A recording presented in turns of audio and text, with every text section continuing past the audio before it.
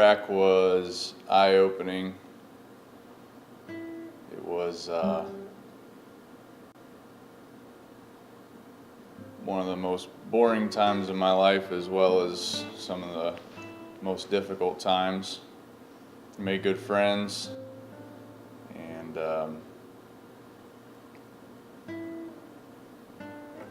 it's hot.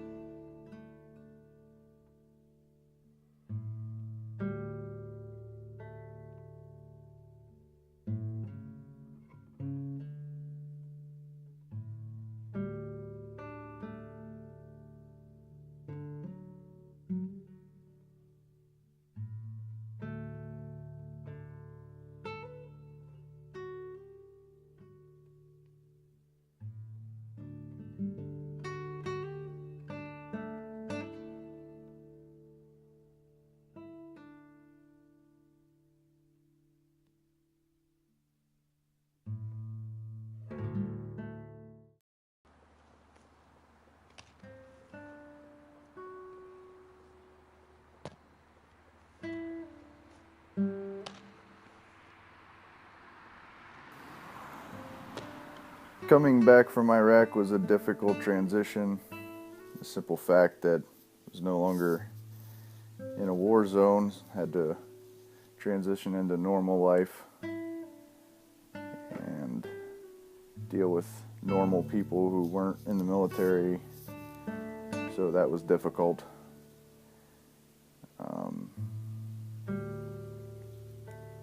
Things like finding a job, a normal job, and trying to deal with people who don't understand war was difficult. But once I got a grasp of that, you just start living a new life, basically. What? You want me to pray? All right. Dear Lord, thank you for this food and for time with family. Pray this all in your name, amen. Yeah, that's it. no. I guess you can eat. Oh, I'm gonna put it right there. Sure.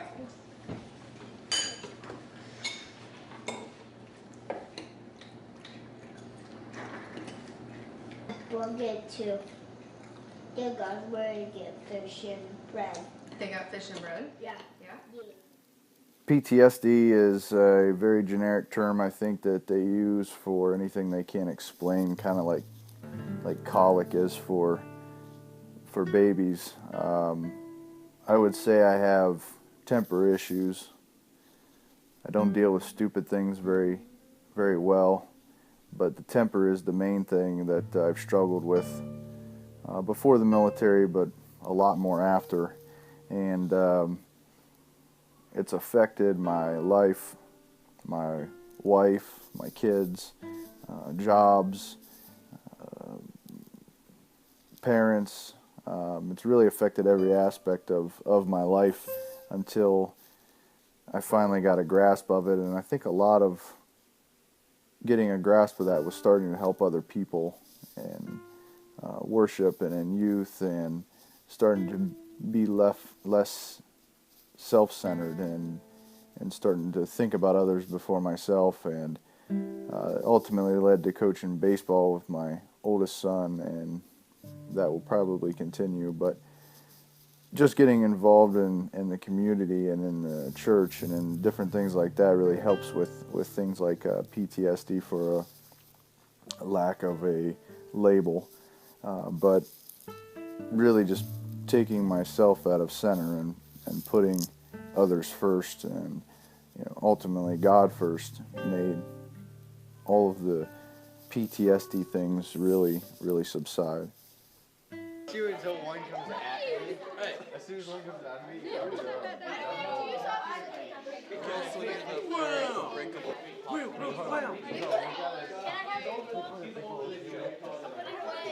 Alright, here we go. We're gonna do No fair.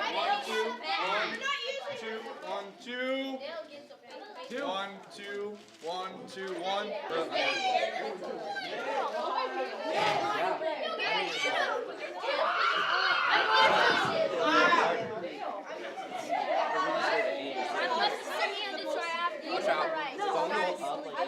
All right, listen up.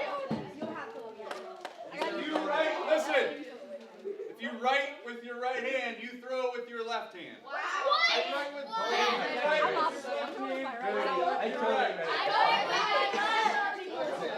Listen, hey, if I see a ball fly like it's on your strong hand, I don't know. Mark.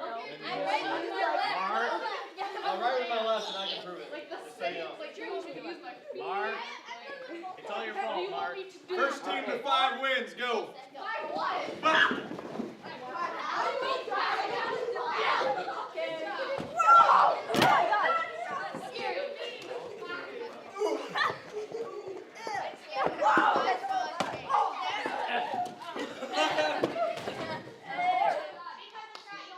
There. Why? There is something that. Okay? Listen, here's the reason. I grew up with this concept. My dad had this concept, and it has followed me through life. Listen. You make a mess, you clean it up. I leave things better than I found them. Right. And that has followed me through everything.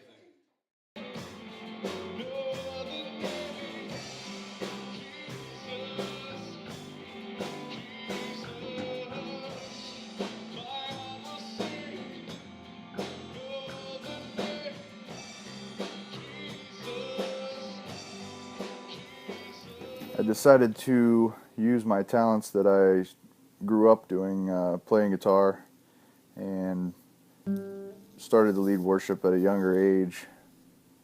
So once I got out of the initial couple years of figuring myself out after war, I decided to join a worship team again, and ultimately led to leading worship on a regular basis, and also as a job at one point.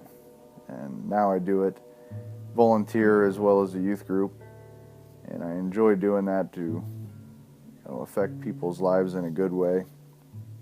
And once the whole military process was over,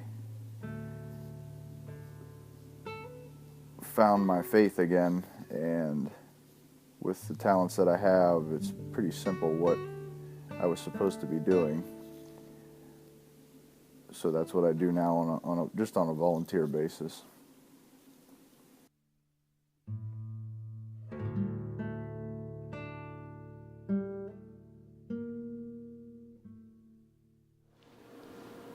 I don't think you should really ask any questions about it. Just leave them alone. I mean, you wouldn't ask somebody about past jobs, which is a lot of what we feel we did was we just did our job. You know, I don't go around asking people what they did at three jobs ago. But there is a curiosity, and we understand that. I think answering questions like, man, was it hot over there? Yeah, it was hot. You know, that's an easy question. Getting into things about war, those are things you need to let them bring up on their own. Some guys are more willing to talk about it than others. It just depends on your state of mind. There's a lot of things I can talk about, and there's a lot of things I really don't want to talk about. Doesn't mean it has anything to do with the terrible parts of war. It's just things that you don't want to talk about. So I think a lot of it just comes to letting that person bring the things up instead of you pushing them to, because you don't know what the effects of them talking about that topic may be later that day or week.